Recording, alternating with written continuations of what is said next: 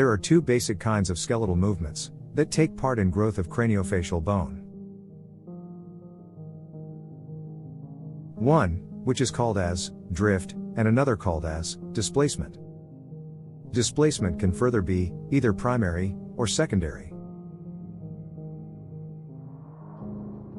Now, what do we mean by drift?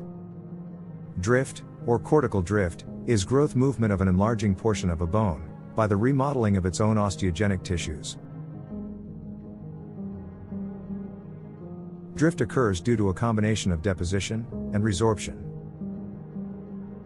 Movement of bone takes place as there is bone deposition on one side of the cortical plate and resorption on the opposite side.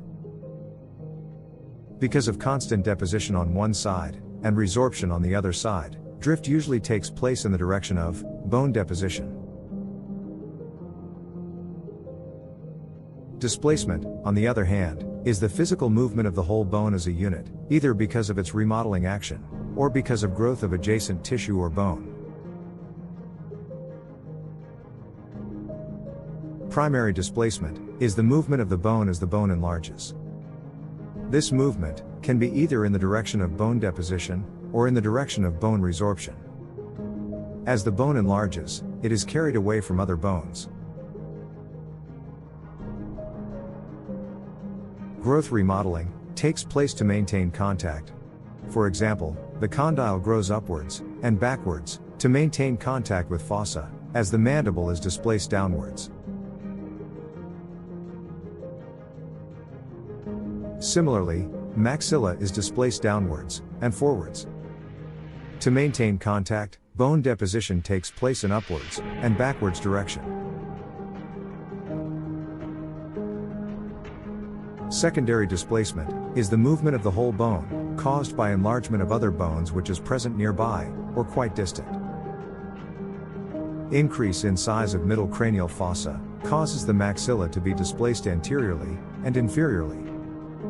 This is independent of the growth and enlargement of the maxilla itself.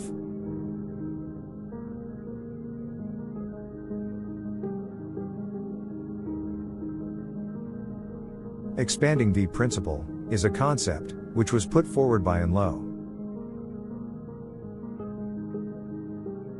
Most of the cranial and facial bones have a V-shaped configuration. Bone deposition takes place on the inner aspect of the V, whereas resorption takes place on the external surface of the V. Continuous deposition on internal aspect and resorption on the external causes the V to move from position A to B. Simultaneously with the movement, the V increase in size.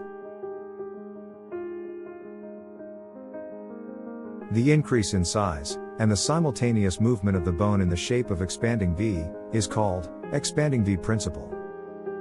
Movement of the bone is towards the end of V. Growth movement of most of the craniofacial bones, including mandible, maxilla, and palate, takes place in the expanding V shape.